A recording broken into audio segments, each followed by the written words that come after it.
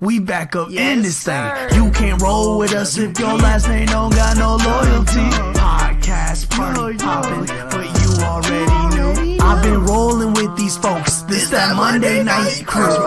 Millennials versus the world like. Millennials versus the world like you. Millennials versus the world like.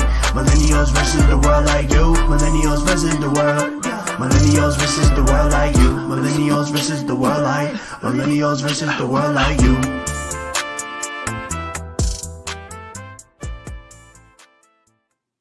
Yo, what's happening, good people, man? Welcome to day 3 of Podcast Party Pregame Week, man. North Carolina, we are on the way. Raleigh, September 27, man. Tickets are on Posh. Early birds are going and the flash sale is over, but you can still tap in. We got a dope show planned for you, man. Tonight, we got the one and only lady of the show, Miss Asia. What's happening? Hi. I got my bros of the show, B-Dot, Louis B, DJ J Dub. What's happening? Yo. What's going on? Hey, look, man. So I this week I've really been intentional about not telling y'all certain things that I want to start the conversation with. So this came on social media, and I'm going to show the picture. I want to talk about it a little bit, and then I have a secondary question around parenting.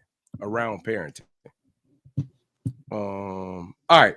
So this lady has been catching hell and high water because her son. I'm gonna read the text message.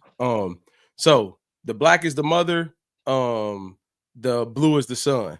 No, excuse me. The black is the son, the blue is the mother.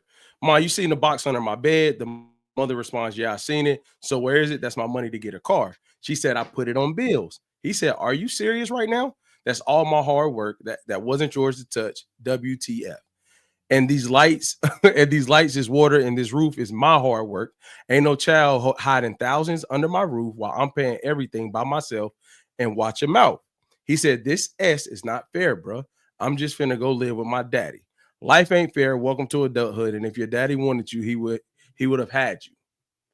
Now, there's a couple of bags I want to go down when it comes to this. A, what's y'all initial thoughts of a parent and boundaries? So like a parent, you're under their house, you're a dependent. What does boundaries look like? And B, how would you go about having to ask a dependent child for money?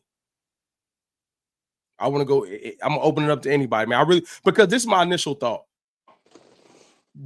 Remember yesterday we were talking about societal pressure and how it causes mental health challenges and stuff like that. These are the type of things that I think are way more detrimental than social media, societal pressure, when you have parents like this right here. So I just want to tell you, what's y'all thoughts when y'all see it, what y'all read it? What's y'all initial thoughts before we get into a conversation? Man, this ties directly into what we were talking about yesterday and how it affects kids and all that other stuff. But being a kid, a son of a single mom, I feel like a lot of sons to single moms would do anything for their mom. I feel like sons will do anything for their mom, period. But like, you see your mom struggling and taking care of you and making sure everything is going on. If she found that money and just went to this dude and talked to him, hey, I found this money, you know, we struggling right now, I need some help, I'm pretty sure this kid would have helped his mother. But you took it from him. You violated him, his trust, his boundaries, the boundaries you talking about. Like, he right for feeling how you feel. I'd be furious. And I'll probably try to go live with my daddy too. All right. Jay, what you thinking, bro? What's your thoughts on it, brother?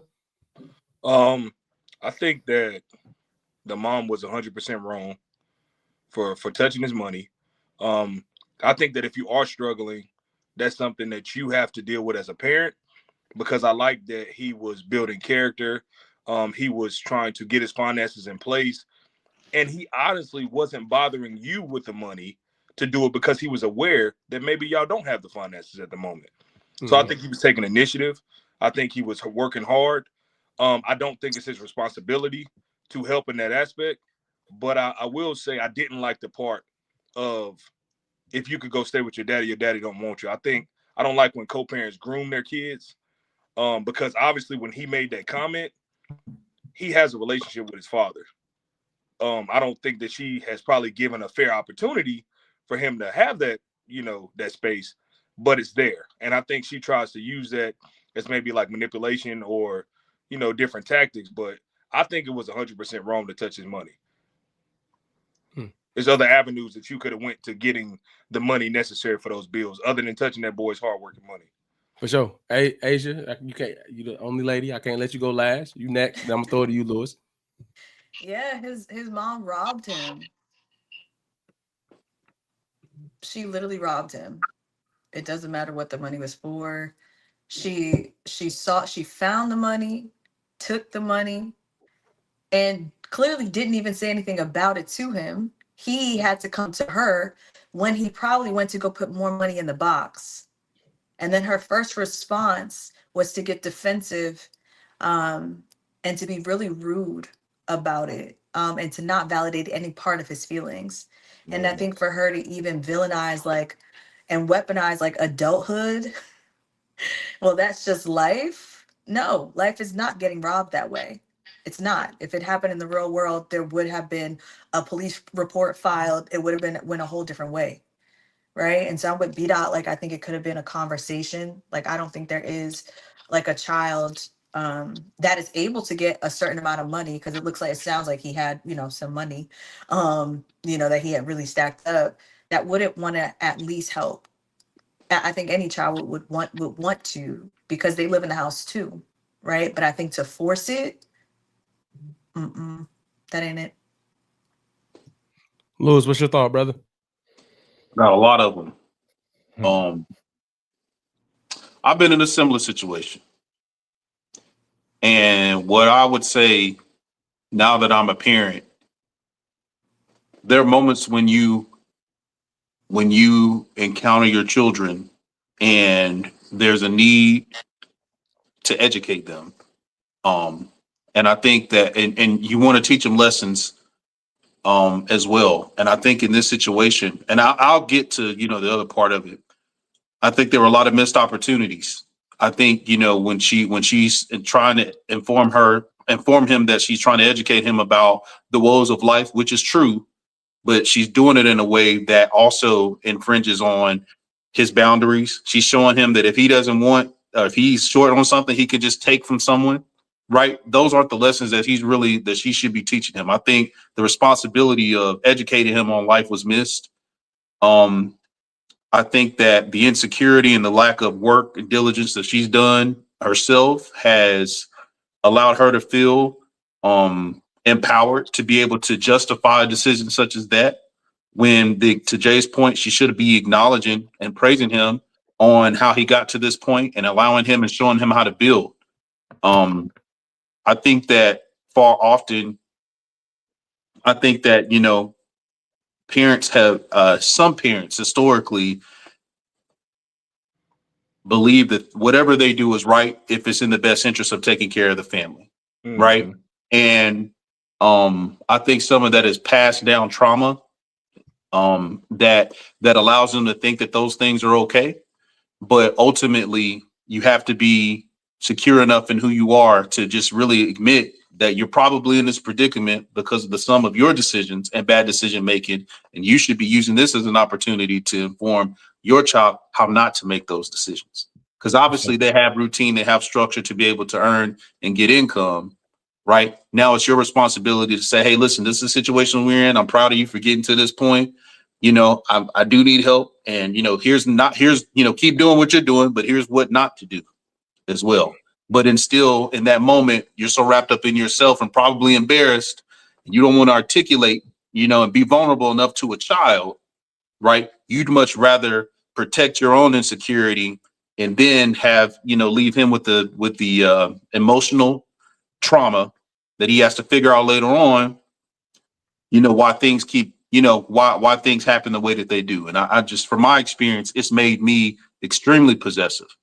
Right, experiencing and encountering something like that, and it's made me work harder, but it's made me possessive for that reason, and I'm still unlearning behaviors as a result of situations like that. For sure. Appreciate you sharing, bro. Yeah. I would say this, Jay. I'm not going. I agree with everything you all said. I don't think you can say it no better than what Lewis just said. Jay, the one part that I don't want to stir the pot on, but I have to address. I haven't seen in healthy co-parenting relationships, children make statements like that. Typically, when they make statements like, I'm about to go live with my dad, the dad or the other parent is a trigger point for that parent that they live with. Things have gotten heated. And now I'm going to use this to say, like, hey, like, you know what? I'm about to go over there. And I'm not saying she's right in her response. I'm not even addressing that. But, like, I don't see that happening in healthy co-parenting relationships. You know what I mean? It kind of almost takes me back to yesterday when we talked about the date where the guy was struggling and we wanted to send the money. And it was like, no, give me my kid and I'll let you get yourself together. You know what I'm saying? So I said that to say, Jay, like, if that was as accessible as he made it seem, I don't think he would have to say that to her. You get what I'm saying? Like, hear me out. Yes, sir. I'm assuming this kid is working age, 15, 16. I don't think if there's a good, healthy co-parenting relationship, I think that's an easier transition than if this kid is 8 or 9 to go live with a separate parent. Now, I believe the shock value of taking thousands of dollars for a kid is crazy to me. You know what I mean?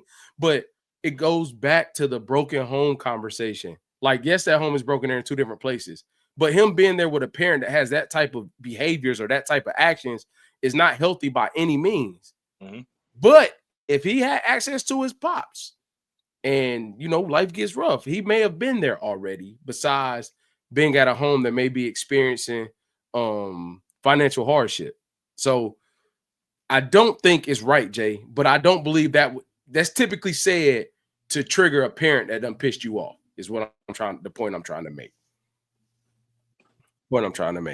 So any more thoughts on the text? Because I got a follow-up question. Yeah, I have a thought on that. I can see your perspective and your point of view on that, but I also can understand from a looking at it from a different lens that it's not always as easy and accessible as you think. That child may have wanted to live with his father, and obstacles may have been in the way. Like I said, when you're in a house with one parent, if you were raised by a single parent, you take on their identity, their perspectives, their way of thinking.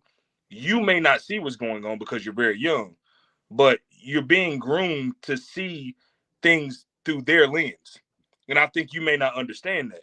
So I think we don't know the age, right? But let's say if it was working age 15, 16, you don't understand the level of trauma and manipulation he may have, like your father didn't want you. If he wanted you, he would have came over here. And that may not be the case. The second thing I want to piggyback off is what Lewis said. He made a great point. The trauma that's being passed down has made it in our community to where, as parents, they feel like there's a level of like entitlement. So she felt entitled to take that kid's money because she was the parent. Just like people feel entitled to put bills in their kid's name because I'm your parent. And that's so wrong because they're not showing them, like he said, the way of, hey, I created this situation. Let me help you get out of it. Don't do these things.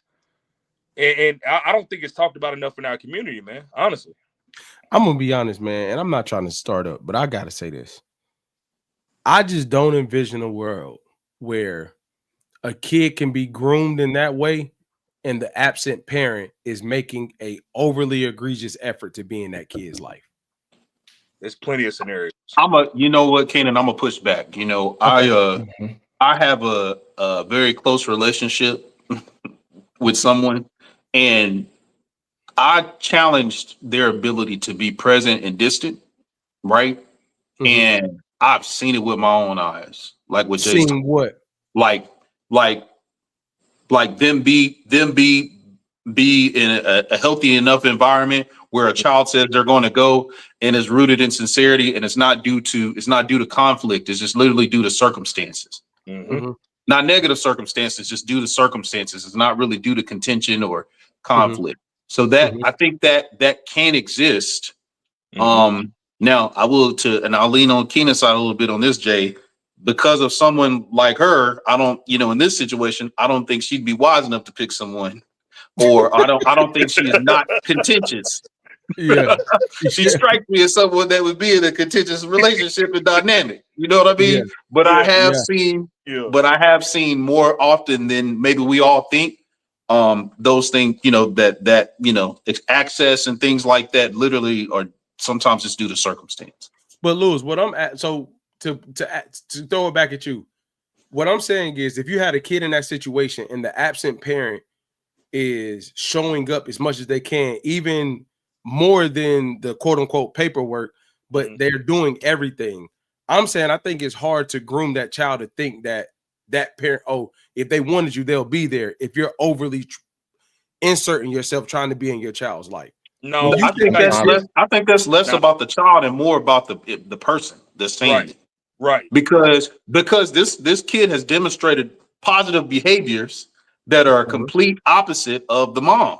Right. For them to even get to that point to save money and to make responsible decisions. So there has to be some sort of influence. And this is all assumption that they have a positive path and maybe something that's alternative to what he experiences day in and day out. I would agree. I would also say, and this is going off of, once again, I'm making assumptions about this mother that I do not know. Right. But I would go out on a limb and say, based on the information that we just read, I also believe that if the father was really trying to show up, she didn't feel like maybe she asked for additional funds for something and she waited to the last minute to say my cards are getting repoed on the night that he's about to have a date and he got salmon in the oven. You know what I'm saying? Like, she would be the mom that then says, you know what? And you're not seeing your son. And I'm not giving you his football schedule. And I'm taking away his phone because he got an attitude and so on and so forth. Nope. If you want to talk to him, you figure it out. No, I don't know where he is. No, I don't know his work schedule. I really do feel like the way that the message read and how quickly she reacted and all those things, I have seen it happen in real life. And so what I'm saying is, I do think that there's a world where it does happen. I'm not saying I don't know percentages and all that stuff, but I absolutely think that it can happen. Yeah, that person that kid is living with is a major influence. How that person feels, how the influence feels about the outside parent. The kid may not feel that way in the moment, but they're hearing all these negative things that this parent is saying, and it's going to stick. It's going to be in their head. And then when that parent that's trying to be there and not allowed stops, now this kid is like, oh dang, wait a minute, now maybe you really don't rock with me like that, right? It wasn't until I was a full-grown adult that I had a conversation and I found out it was otherwise. There were things keeping the relationship that was trying to be built from actually happening. That inside parent is a major influence. All right. I do feel strongly about it, but we at almost 20 minutes, so I'm not going. It's a good topic. I believe it to be that, bro. I really do. And I'm really speaking from a place of genuine fatherhood. Like, say she is contentious the way she comes through, right? Asia, when I hear you say, I'm not giving you the football game, I'm not giving you the work schedule. If I am an active dad before those things, I know that stuff already. I'm on his school contact to go to the school. Okay, you don't want to give. I'm going to the school to go. If I go see my son at the school anytime. Like, so, yes, I do get it, but I'm just saying, like, I think there's also this notion that the primary parent, and this is back to the point of yesterday, the primary parent is best equipped to handle the child. It's not always that. Sometimes it's just availability. The second part is that this notion that, like, the things you named, I feel like that's easy for, and I'm gonna tell you, I'm gonna be real. I may be speaking from my own trauma, to be honest, because I'm a kid who felt like my dad just stopped. Pops, I love you, man. Happy birthday. Shout out to you. I love you, dog. Happy birthday. Happy birthday. Ain't got nothing to do us now. I love you, my boy. But when I was younger, my anger around that came from, because I feel like you just stopped. Like, the things you wanted wasn't that hard to get. You knew where I went to high school. You could get my schedule. You could show up. You were always on my school of contact. So, Asia, you're not wrong.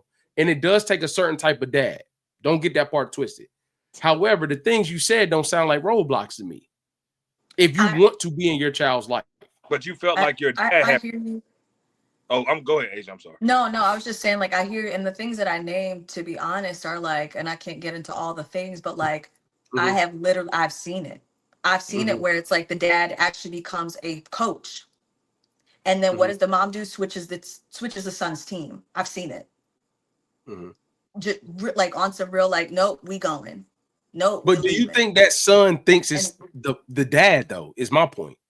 At that point, he's able to see, like, okay, hold on.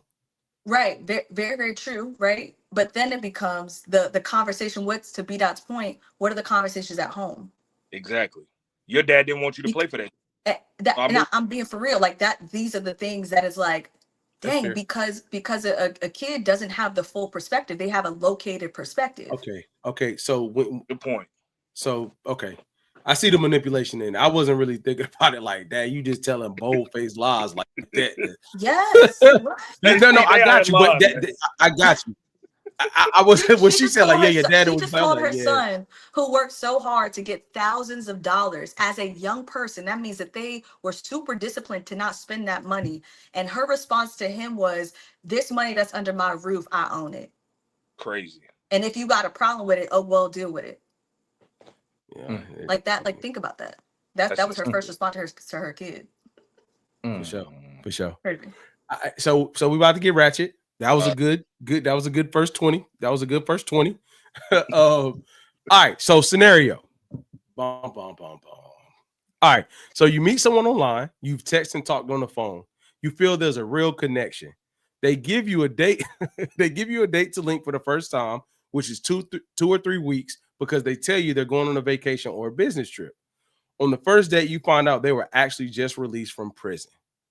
What do you do next?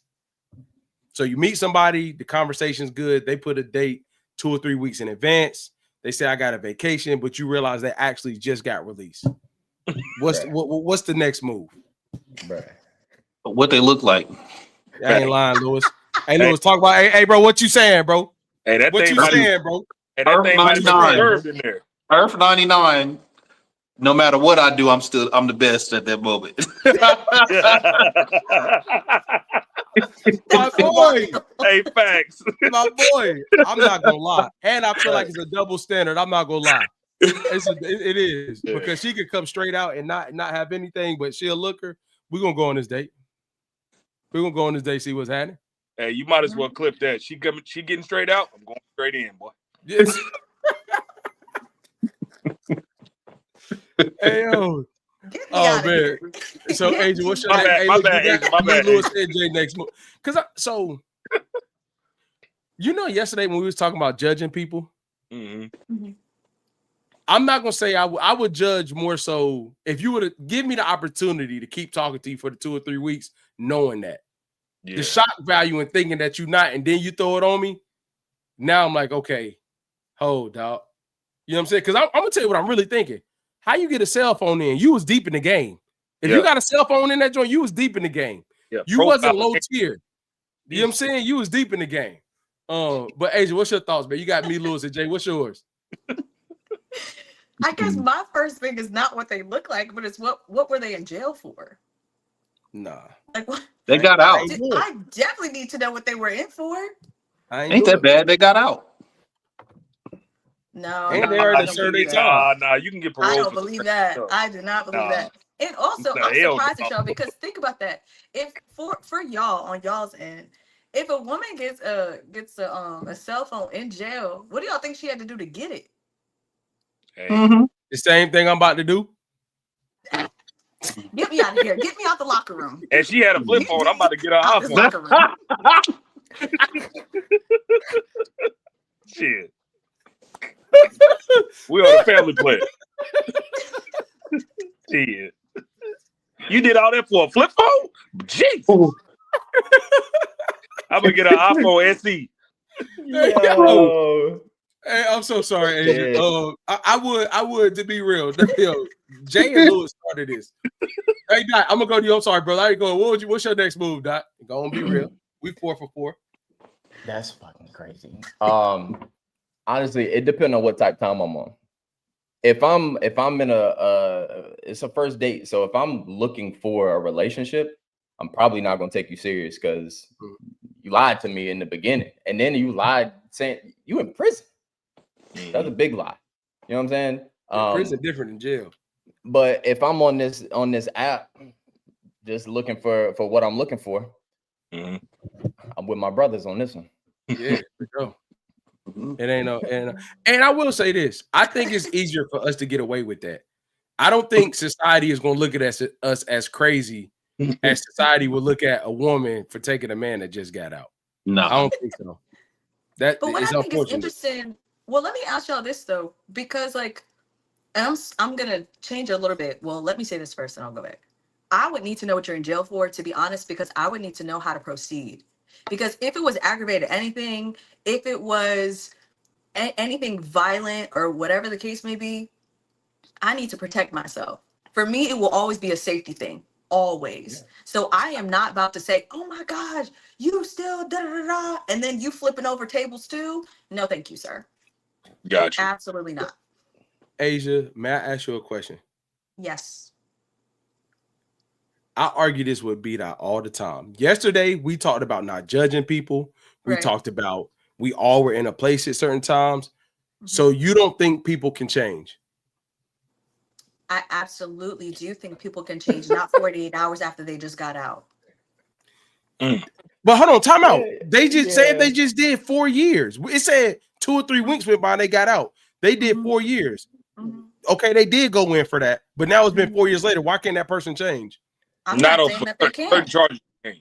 Bro, you violent and a liar. Right. All I have is the information that I have been given. Right. So for me, I need to ask more questions to see if I'm going to sit there while I'm texting somebody. Yesterday, and even what I said, I can make observations. Absolutely. And for me, if it's a safety thing, my safety will always come first. Always. So yeah, if you just got out 48 hours ago and you had free access to a cell phone the whole time and you were in prison, and you're a liar and you're a manipulator, because how you gonna set a date for 2-3 weeks out? How's that? So hold on, time out. So you're judging that person, correct? Because I remember last night how strong y'all was on, oh, we don't judge. Who is y'all? We listed Asia yesterday. Asia, this one is for you. Asia, don't play that. Don't you lump her in there. Yes, I did. I said I make observations. Absolutely. And not judgments. That's correct. I did that. Oh, okay. Right. Okay. I'm just making sure. I ain't gonna put no mustard on your jacket now. I ain't put no mustard on your jacket now. So what I'm saying is, I ain't put no mustard on your jacket. So, but the point I'm making is, in my opinion, I don't think there's nothing wrong. I know, but I don't think there's nothing wrong with judging the holistic picture, the charge, the lying, and the time in between the getting out. Okay, cool. But the only point I'm making is back to yesterday, bro. It's so if somebody has repeated behaviors that are negative, you can judge them. That's what you're supposed to do. That's what decision making is. You judge the situation based on the things that happened before it. Like, I don't get why that's so bad, even when it comes to people. Yeah, but Keenan, can people change? Now, if you show me so many times, you do the same shit so many times. Hell no. We don't know that for this person. It could have been the first time. Say again? They got locked up twice for the same thing. Jay, y'all know me. You gonna ask what color iPhone you want? No, I'm not. I ain't looking for her to change. But and I ain't judging her because we know why we here. You want to ride home, you want 2 rides. So what I'm saying is that. So what I'm saying is, yo, get him out of here, man. But seriously, all jokes aside, I think people look at judging as such a negative thing. But if somebody has a repeated behavior, or somebody has constantly like done things under the same like a moral compass, done things against my moral compass multiple times, I literally think it's okay to do that if they've proven the right to be judged. I will not judge the first time. But if you do it 2, 3, 4, 5, I'm like, okay, hold on, dog. This is me being stupid at that point. You showing me your character. You showing me who you are. All jokes aside, I think what Asia said does make sense. It depends on the charge. if you got the, you know what I'm saying, I don't want to say it on here, but let's say you're dealing with somebody with the R charge. I'm speaking from a male perspective. Yeah. You know what I'm saying? Like that can affect a woman if you getting out. Like she said, her safety, all of those things. Like we just, you know, joking a lot, but certain charges do carry a lot of weight. I think for a guy, the time is probably, yes, Jay, different charges does, but the time probably carries the ultimate weight especially a black male in this society. The time, the charge does, but like time spent will probably do the most damage that anything could. Gotcha. That I would say that much. Anything else on prison love and first dates? Hey, I ain't going nowhere expensive neither. I'm not going nowhere expensive neither. I add that part. Waffle House. You just got finished eating applesauce and bologna sandwiches, man. Come on, man. The Chili's will do it for you. Hey, come on. Over 25. Yeah. Nah, they got the $12.99, $14.99, $16.99 now. Oh, you should all right. So switching over a little bit to a kind of more serious note. Do you all believe men know how to create a safe space for women? Asia, I feel like you've been a woman. You could probably, I would like for you to go first and kind of share your experiences. And in your experiences, are you starting to see men be able to create safe spaces or even know what they are for women? Or would you like for all of us to go and you critique our thoughts if it's right? I should probably do it that way. Yeah, I would actually like to know y'all's thoughts first. Then I can go. I'm great at. I'm an expert. Okay, all right, go ahead, my brother. Okay, go ahead, Louis B. Go ahead, take him down. I was joking. No, you know what? I'm gonna tell you what it is. I think safe space means, you know, I think you have to go in with vulnerability, right? And I think you have to have proven yourself to be authentic, right? So you can't be vulnerable in a way that completely disassociates them from the character that they've known you to be, right? Because vulnerability for me is going to look a little bit differently than it would for someone else. So I think as long as you don't stray away from the character they know you to be, and you come and you enter it into it with vulnerability, and you're sincere. And I think I think women look at behaviors. They observe who you are, right? And then when you get into this space, if you're vulnerable and you're saying, hey, this is a safe space, and they've known you to be honest, they've known you to be a person of integrity, they've known you to be a person of discipline, right? I think that foundation gives you a little bit more credibility, and I think it makes it easier for them to trust you as long as you're more of what you've been, what they've known you to be to a degree. So I think that all encompasses a way that you can create a safe space for a woman to be able to be themselves. And, you know, we talk about sex a lot. I think what I've learned is people who do well with that, who are able to get with multiple women, right? I think you have a way of making women feel comfortable enough to trust you in that way. So I think there's sometimes a connection between the two, and some people just take advantage of it. For sure. That's good. Dot, what's your thoughts, brother? I feel like a lot of men, let me speak for myself. I know as a younger man, I felt like creating a safe space was a physical thing, making sure that you walking on the inside of the street, or making sure that we're in a public place, we go to a restaurant, I'm looking at the door, those type things, right? As I got older, I realized it was more than that. It was what Lewis was saying, making your person feel comfortable enough with you, with not only your character, but making it so that they feel comfortable enough to open up to you, to talk to you, tell them the problems, all of those things. How you talk to them, how you communicate, it's a lot more than the physical, right? I think physical is a big part, but having that safe space, like a true safe space for that person to open up, is probably more valuable to a woman than, I ain't gonna say the protecting part, but walking on the inside of the street and those type of things, right? They're not paying attention to that. They want to feel safe inside the home. I got one more thing, dog. The beat I just hit on. Not making them feel like they're expected to do anything. I think that is one of the biggest things. Not like one thing that my wife said to me, and a lot of women said to me in times, is that you never made me feel like I had to do anything, or you were here for something. That's good. Yeah, so yeah. I couldn't let one of y'all steal it. It popped up my head. So that was good. Nah, I would. So I would say something similar. I think the whole thing, for me personally, I think I learned to create it once.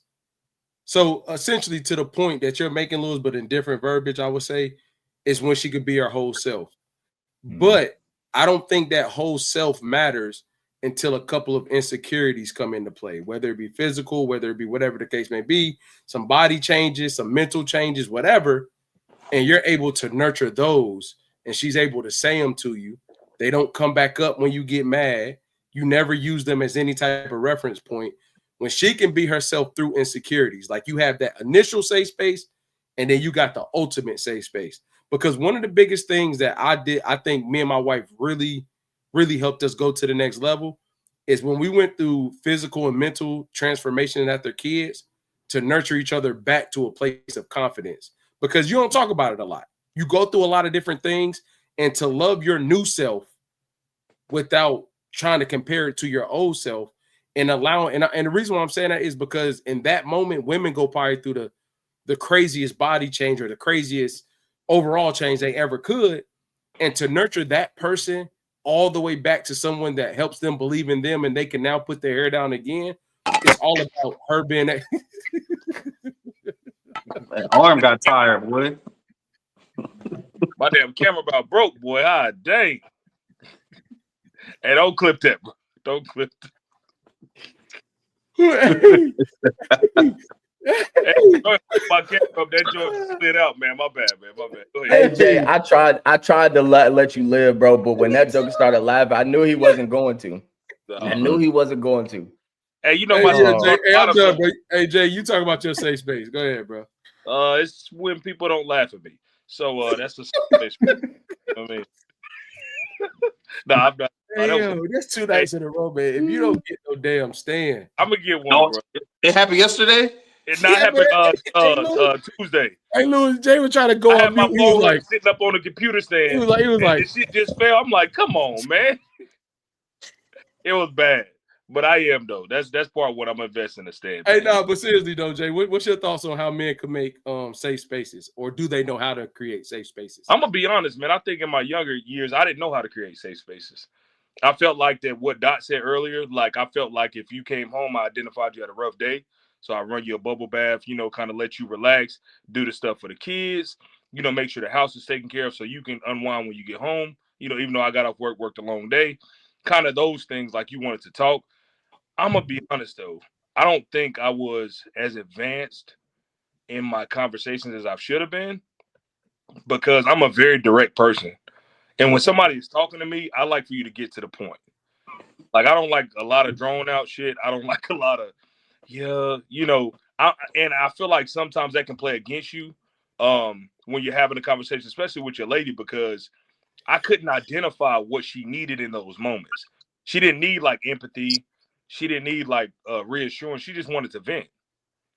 You know what I mean? And I didn't understand at the moment how to not just be a fixer. You know what I mean? Like, you're telling me a problem and I feel like that my job is to fix it, but I don't need to fix everything. So I think once I identified that, the communication was better and I became more emotionally available because I understood how to identify what you needed in those conversations. And you know what I'll say to that, Jay? And I got to be honest, man. And it took me 33 years to learn this. We see ourselves as problem solvers in that case, but more often we don't know how to be somebody who we've never had people allow us to vent, so we don't know how to let them vent to us.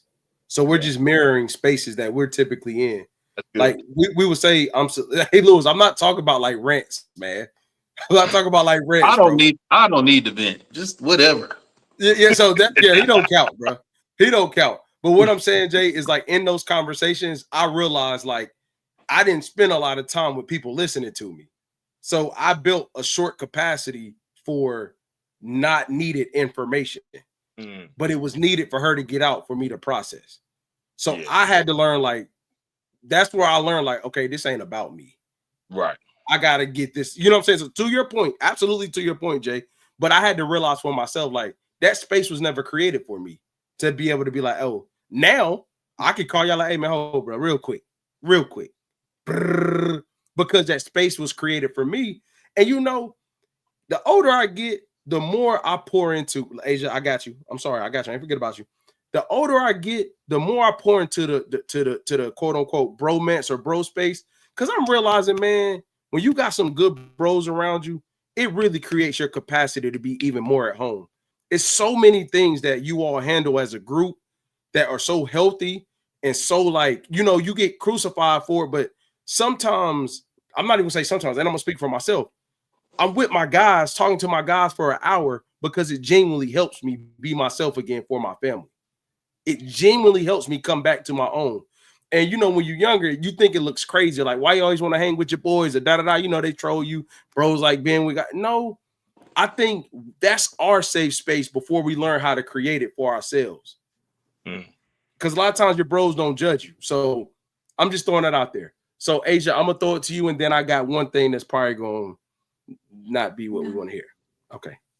I think when it comes to like men creating safe spaces for women, sometimes I don't think that men realize how beautiful it is for a woman to actually feel safe with a man. And so because of that, sometimes when we feel safe with a man, it's like we're like, it's a relief. And then it becomes, oh my goodness, I do want to tell him everything. Oh my goodness, I do want to ask him everything. Oh my goodness, I do want to. And so, like, I remember for me, personal thing, like the first time I felt safe with a man, and I don't usually cry. Like, my friends don't know me to cry, like, at all. I would cry all the time. And I couldn't understand it. And then being in therapy was like, oh, because you feel safe now. You don't feel like you have to be strong. You don't feel like you have to have it all together. You don't think you have to have it figured out. You can just be and exist. And it's a rare feeling. And I think it feels like an exhale for women, which I think sometimes men don't realize the gravity of that, because it comes off as like, oh, wow, she keeps calling me a lot. She's always trying to vent. She's always trying to be in my skin. And it's like, yeah, because you have it in that moment, it feels like an exhale, because a lot of men are not safe. And for a lot of women, and most women, we come to know men as unsafe people. And so it takes a lot for us to trust men. And then when you finally find one, it's like, oh, that's an exhale. So I can be myself. I can be authentic without the expectation of I have to now be a wife before I'm even learning how to be a girlfriend, before I'm even learning how to just be in this space with another human. Sure. Right? Because even to Lewis's point around like without expectations, sometimes we think like, oh, it's just like the expectation for sex. That's not always it. Because sometimes men will also have like, oh, well, I want a wife, or I want a family, so I need this woman to be this type of mother to my kids, my future kids. I want her to be this type of wife. And so y'all sometimes don't realize you put those expectations on heavy. And there have been a lot of instances, myself included, where women are like, dang, I wasn't even insecure about that until homeboy said something. I wasn't even, I thought I was okay until he said this or he pointed that out. And I'm like, now every time I'm around this person, I'm more tense. And so when you are with somebody that can just allow you to be, or that you can then be like, oh, wow, okay, I don't have to be insecure about this, or I can work on the insecurities that I have, not because you built them up in me. Asia, can I ask you? That was good. It really was. So Asia, I'm not going to troll. I'm asking serious questions, okay? Like, honestly, I'm not going to troll. I'm asking serious questions. Yeah. In this space of like maturity that we all are in, whether we're married, single, whatever, it doesn't matter. Do you see in yourself and friend groups, do you see, and I'm not trying to make this confrontational, I'm asking an honest question. Yeah. Yesterday I spoke on basic human needs: to feel protected, to feel loved, to feel nurtured by men and women. Yeah. Do you see, is it valuable to women is a vulnerability in men attractive? Is that something that they aim to have? And then my second question is do women want to create those spaces for guys? Is that at the top of their list with the same way it's a requirement on us? So to the first question, yeah, I think that it is attractive when he finally is vulnerable, because So don't be too vulnerable too soon. It's not that because it's not like, oh my gosh, I can't believe he's vulnerable so soon, but I think it's more of in the same ways that it becomes like an exhale, you know, when women find like a safe space in the man that she's with. I think for us as women, we feel like what, he was actually vulnerable, you know what I'm saying? It actually is an accomplishment that your man that usually says, or a guy that usually says, oh, work was all right, that he actually says like, nah, today was actually like really tough. Like, it was, wow. Even that, sometimes y'all think that we want y'all to have all the words that we have. We don't expect that. We expect more than like, it was fine, it was all right. But even when he says like, nah, it was a hard day, that for us is like, he's being vulnerable. Right? So I think, to be honest, I think what we see as men being vulnerable is different than what y'all might see as us being vulnerable. So I think, yeah, it's attractive.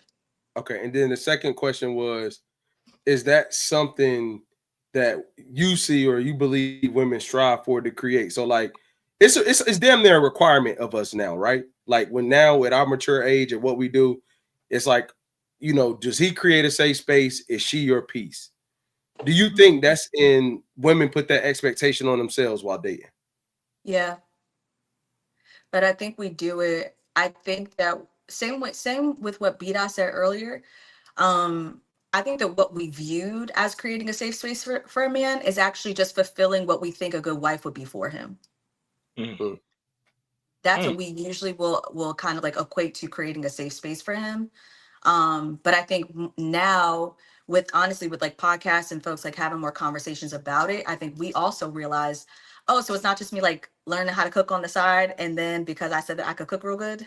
Oh, it's not like me like talking to my girls about how can I do this and that, and if I should try this and this at this particular time, right? It's like, oh, like I can create a safe space in other ways too.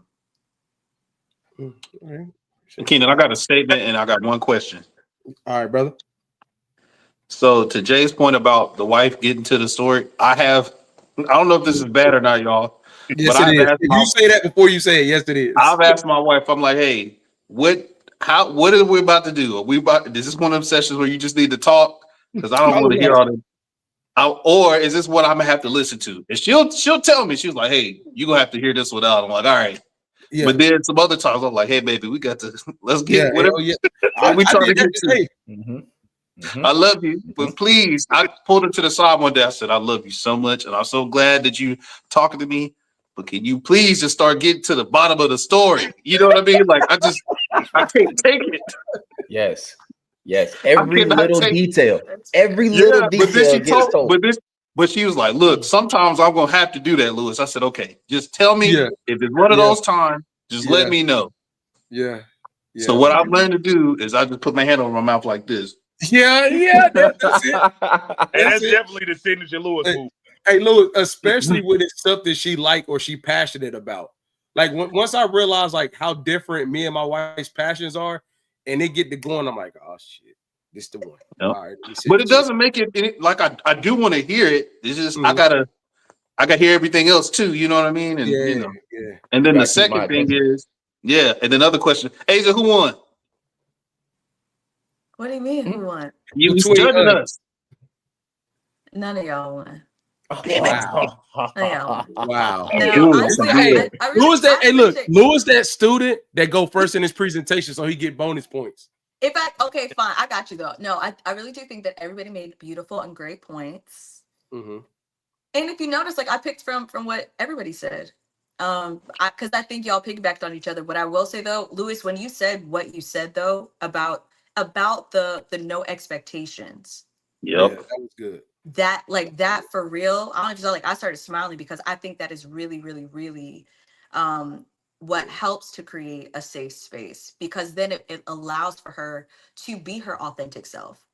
Right. I have literally had I've literally had somebody say to me, and y'all know when you get to know me, I really am quirky and goofy, and I love to laugh and have fun, and I love saying jokes. Okay, I had somebody say to me, I'm like, "Are you always this happy? Why are you smiling so much?"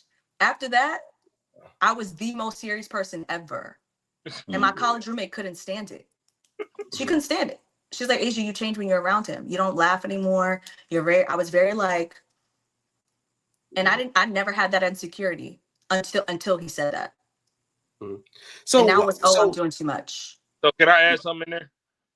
Mm-hmm. Lewis, first of all, kudos to acknowledging which hat you need to put on when you're talking with your wife. I think that's very great. That's real, Lord boy. have mercy, That's real, boy. bro, because you were able to identify it and also show up for her in that moment. Yeah. I think that's great. Asia, I wanted to add something to you to give you a story real quick on what you just said, because Lewis said something about they don't feel like they know how to show up in that moment, right? Mm-hmm. I was working, obviously, a whole lot, and the girl I was talking to at the time, she just kept asking me like, "How was work?" And I was doing the same thing you said. "Oh yeah, work was work." You know what I mean? And kind of like brushing it off because I wanted to make sure I was emotionally available for her if she had to vent. And then one day, I'm talking about work to kick my butt. So I told her like I was just venting on the way home, driving home. I had a long drive, and when I got done, it was the weirdest thing. She said, "I really appreciate you sharing that with me." And I was so shocked. I'm like, "What?" So the next day I had to work out of town and I came back and she said, "Hey, just stop by the house." She had cooked me a meal or whatever and she had a card. And I opened the card and it was like, "I appreciate all the hard work that you're doing. And I'm very thankful for you opening up to me because I know that took a lot." And I was like, "What?" But in my mind, it kind of goes back to what Lewis was saying. We don't give people opportunity to be their self and show up in that space because we're so used to being the ones that show up for everybody else. I will say this, man, and I don't want to be this guy, but I will say this. So, Jay, I think that was good, bro. And I got to give you credit over the years how much better you've gotten at expressing yourself, bro. You really have, like, being able to articulate, being able to know when to take a step back, take a step forward. So I got to give you salute to that publicly because you've done a hell of a job with that, bro. And I also will say in the name of emotional protection, make sure the person you creating a safe space for is worth that space. Because to Lewis's point, when you either side, you create a space where somebody show up as a true self, you better hope that true self is what you believe it to be. Because sometimes, man, like you create these spaces and somebody will suck the air out of them. Because, they was like we were talking about yesterday, they have this thing up, you create this space and you start seeing even more holes and you're like, hey, hold up, dog. Like I didn't know this was the space I was creating for that. You know what I'm saying? Like, hey, it ain't that good. We can get up out of here. You know what I'm saying? Because I think too many guys and women put too much money on like, okay, your representative shows up on the first date. Cool, we get it. But some people like, yeah, that person is who you think they are on date 3. Get up out of there immediately. There ain't no safe space to create for that person. And we sometimes neglect habits for whatever reason, physical reasons, financial reasons, whatever. But like, no, just make sure the space you create is worth it. But Asia, I got a question for you. Mm-hmm. I heard you say earlier you didn't have that insecurity until he said it. Mm-hmm. Kind of 2-part, but I'm genuinely asking this for anybody holistically, but for anybody in general, but I'm asking you. In order to create an insecurity, how can that one question create an insecurity you've never had? Or anybody? So like, is it something that you never thought about, or is it something that you didn't know you weren't confident on? Was it because that you cared about that person and it came from somebody you cared about? How did that one interaction create an insecurity within you? And I'm asking you personally, but like, how can it in general for a person? Does that question make sense? Mm-hmm. Because I was showing up as my authentic self, and in that moment, I felt like it was not good enough, and I felt like I was doing too much, and it was not welcomed. And it wasn't it wasn't met with a sense of like curiosity, because I think that's different. But it was the way that it was said was like, "You always smile like that." Damn. You like this maybe person? Go. Did you like this person? Yeah, we were in a relationship at that point for 2.5 years. Oh. Oh wow. Never mind. Okay. Oh, okay, never mind. Yeah. Take my question. So Okay. I was going to Yeah. say, but was that the first time you ever got a response to being like that for being your authentic self? So what I realized is that the person, and this, I'm really big on like located perspective, and how like sometimes you love as much as you know about that person, right? Mm-hmm. And so what was happening was like he knew me because we had grown up together. So he knew me as like before I went to college, and like me in like our neighborhood and like at church and stuff like that. And so me in college, and I was the same person, but I found out later on he had an insecurity because we didn't go to the same school. He was older.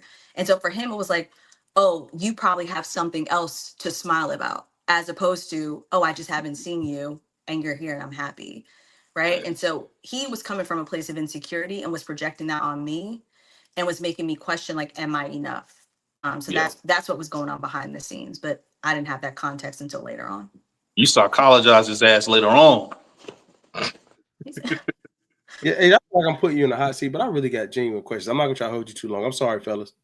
Got another question. No, you're not. I heard you use the word projection. Yeah. I'm gonna take this off the screen because we're not really talking about the safe space thing no more. How do you decipher that difference? And can you decipher that difference in real time? And what makes something a projection versus a statement or an observation? So my first question is, and I'm asking you because you have the actual knowledge to speak on it for real. Can you identify projections in real time? Because most of the time it's from a different place for somebody, whatever they're going through. And the second point is, how do you make the difference between a judgment, statement, or observation versus projection? I don't think that you can always know, like in real time, right? Like even in that situation, I really did not know in real time. I did not find out until we broke up. And when I found out, it was the reason that we broke up, if I can be honest. And so I did not know. I really thought it was a me thing. And so no, I don't think that you always know, but I do think that sometimes you can see different signs of different things. Or if there really is like baseless like arguments or baseless things that just kind of like come up, right? So I do think that sometimes there might be like signs and stuff like that. You just have to pay attention to it. So it's not a guarantee, but yes. And then to your second question, what's the difference? A lot of Or times how it's like do you identify the difference? Yeah. tone, body language. It's actually more in the nonverbals than anything else, and what comes before and after. So I could say the same thing, but if I say it differently every time, you would get a different meaning from what I'm saying. Like even when folks say like for example, the line like "that's crazy," right? Sometimes like that's like a great, if you're not really paying attention to what anybody's saying. Because if I say "that's crazy," that's Yes, very sir. different than like "that's crazy." That's very different than "that's crazy." You know what I'm saying? Like it really, a lot of times it's in like body language. It's in like what in the context of the conversation, those types of things. Yeah. Hey, shout out to Brother Marcus. I think it's a good one. A person projecting and speaking on things they live by, but it ain't nothing that correlates with you. A lot of times projections come from when people are upset with you. That's a good that's good, bro. Yeah. We get into this verified. We're gonna get this verified about 10 minutes. We get Well, did anybody else want to speak? My bad, Asia. So much No, for I that. was just saying it was a lot of me speaking. I didn't know if any of the guys wanted to speak on any of those questions. Yeah, that's Okay. All right, we're good. Dot. Can I click it?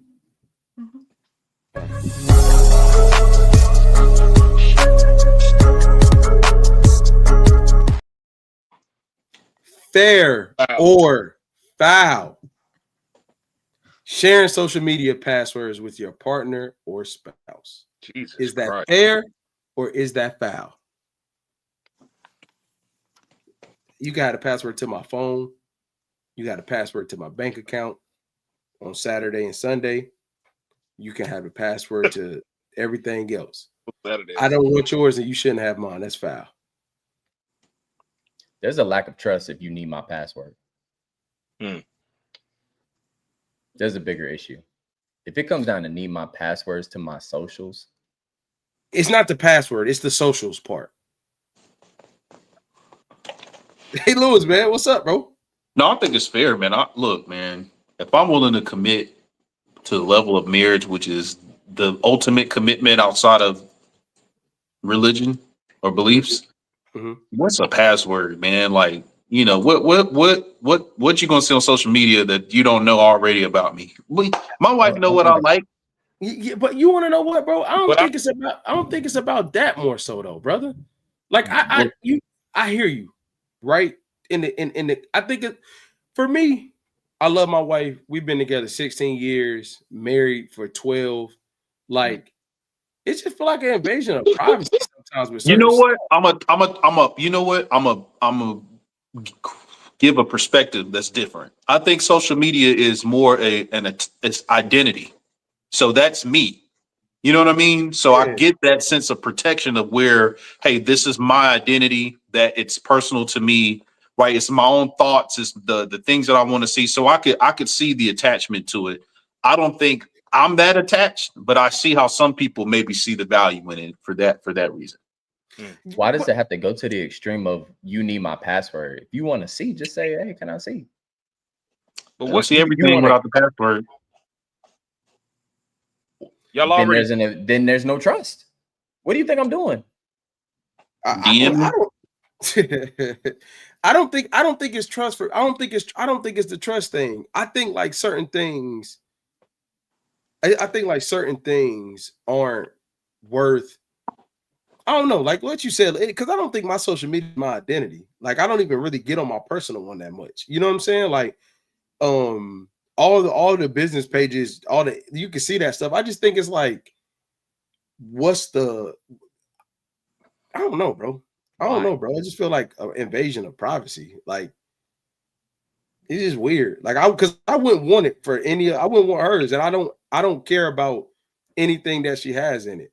Now, I think for that to be an expectation is why I'm calling it foul.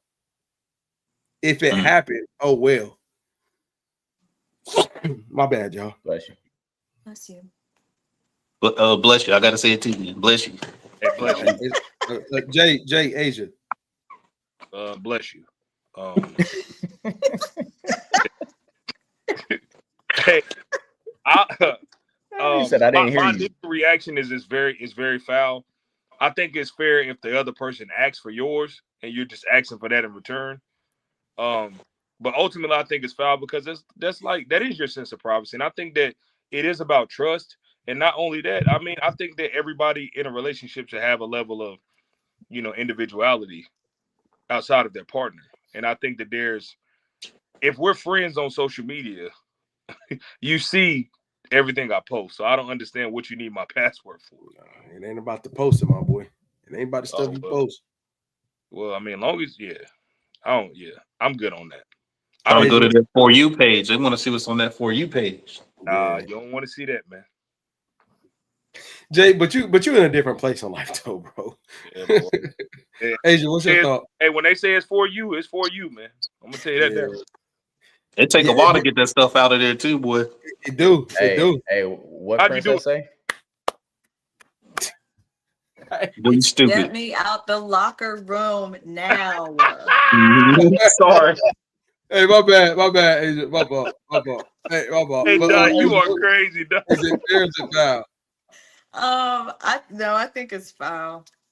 And I think it's foul only because I can't think of a reason why somebody would want your password, unless it is to go digging for something. I really just don't know what would be like what is the reason? Because think about it, like most times, even let's say if your person or even your friends have the password to your phone, right? I'm thinking of the times that I've done it. It's because I've been trying to show somebody something on my phone has locked, and I said, just put the password in so that you could go back and see the video or whatever it is that I'm trying to show you on the phone. But if it's like social media, for me, it's like, so you are going to log in under my email and password and sit there like, what? Are you gonna like people's stuff for me? Are you going to? That's what And I'm like for me, saying. it Like literally that. is like I don't see what like what would be what would be the point? For me, I really just don't understand what would be the point. And that is what makes it foul for me, because it's like, so do you not trust me? Like if it is like I'm trying to see what your For You page looks like. I'm trying to see if anybody's in your DMs. That's weird to me. That's weird. I don't like that. Yeah. So DJ Barker says people act like they have to see it to believe it, or see it to see if they know it's foul play going on. Yeah. Then people will see the S in your phone and still don't leave. Brittany says, "What up? What up? Why do people feel like they have to share everything in a relationship?" Yes. I'm gonna be honest, bro. I think in a relationship you have access to everything. You don't have to share everything. I agree with that. You have access to anything you want to know or anything I need to tell you, but like share, I don't feel like you got to share everything, but you do absolutely. If you ask me, or if you need it, or you need to see it, you can.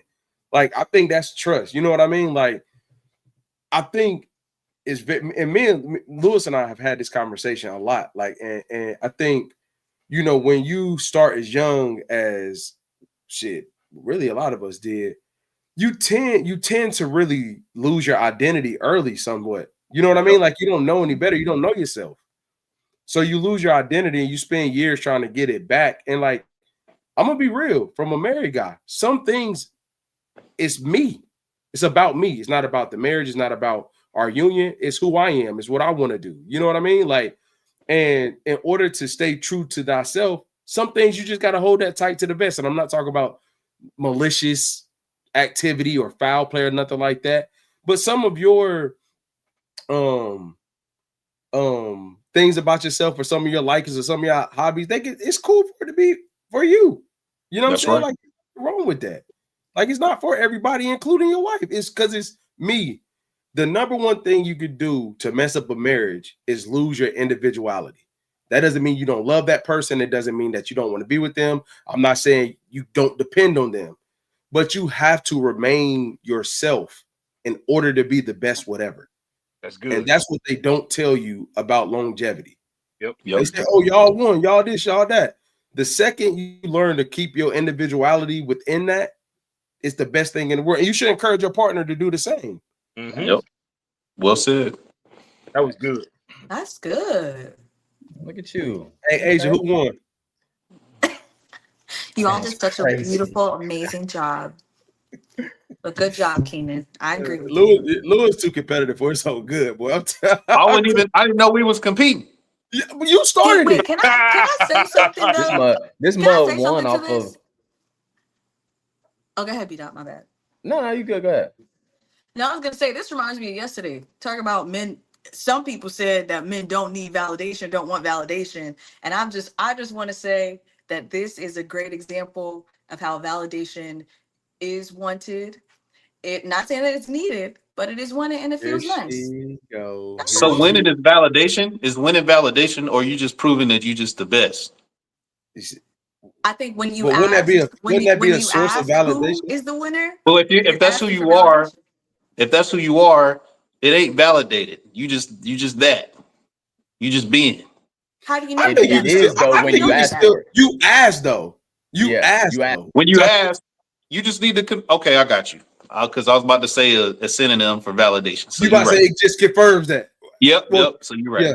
Yeah. But Louis, I'm gonna be honest with you. Yes, I wholeheartedly agree with you, brother. I wholeheartedly agree with that. But I'm gonna be real. I think so. Asia, you in the locker room for real now. I'm not gonna lie. In a positive way, I think that competition and those results amongst friends in a positive way is dope. I like that. I like being around guys that think they're the best and I think I'm the best. I don't care what it is. That's because how else would you get better? If you know what I'm saying? Like, if I don't see stuff and it makes me be like, oh, dog. And I'll be honest, in a positive way. Because one thing I can say, I got to shout out to my boy again, man. Whether you and Jay, you kind of alluded to this. I hate that you weren't here last night, but I gave you kudos on it. as much as I compete and as good as I am at the things I am, and what I feel like I'm better than everybody on the screen at, and vice whatever they feel like I'm bad at, good. I mean, they're better than me at. I can call those guys and be like, "Hey, bro, can you hit me to this? What is this?" Man. And it can be as simple as I don't know what. Absolutely. Like, oh yeah, bro. Like boom, boom, boom, ba, ba, ba, boom. And you get what I'm saying? So like, I agree. Like it's healthy. Like you gotta feel like that about what you do, or you don't need to be doing it. Yeah, like, I'm as competitive as they come, but I would help anybody get there, and I would never tell someone they couldn't. Yeah, 1,000%. Yeah, you tried to do that for Sneak in Charlotte. He shut it down. You know, when you tried to teach him about basketball, right? It was super hot outside, man. Jay do the same thing. He be trying to let you know, hype your game up, but you be running. Hey, look, who be running? You. Sprint. Okay. All it was really hot.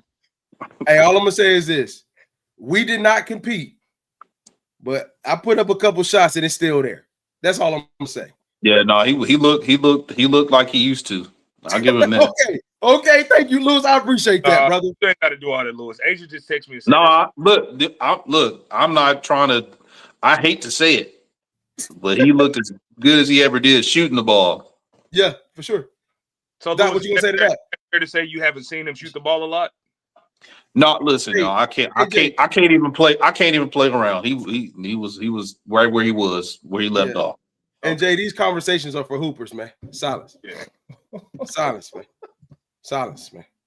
Silence. Man. He muted. I can't even hate him. I can't even hate. I would, but I can't. Yeah. Hey, but the thing is, we weren't competing. I'll be clear, we weren't competing. We were just outside shooting. We weren't competing. But I said that to say to give further context. Before that, Lewis competitor like, oh yeah, don't wait till you get down here. I'm rolling that ball out. We gonna see where it's at because that's who we are in our nature. You know what I mean? But Asia, I said all that to say, to your point, I do believe there is a level of validation in that, right? But I think the fact that the journeys that we've all been on are so individualized, it's kind of like we can't seek it the whole time, because when you look at our stories and how we got to where we got, they're so different. So it's like we didn't have to spend that time all the time, pat on the back, good job, da-da-da. We got there and we got to a level where we can be even-headed about it. It's like, damn, bro, that's what's up. You know what I'm saying? But like, I want to be real, and I'm gonna shut up. I want to be around those guys that I don't want anybody, my friends, to see me as competition. But the way we're a team, it's like practice. The only way you play good in the game of life is if you practicing with the right people. That's just how I feel about it. That's fair. That's how I feel about it. All right. We good people? Oh, we good. Appreciate y'all tapping in, man. This is day 3, man. We got something special dropping on YouTube tomorrow. We got a vibe setter for you all, man. Look, we have the one and only lady of the show, Miss Asia. What's happening?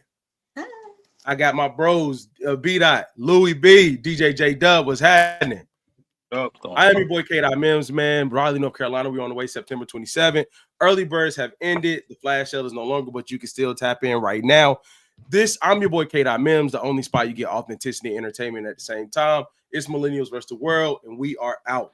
You are now tuned in to the realest podcast.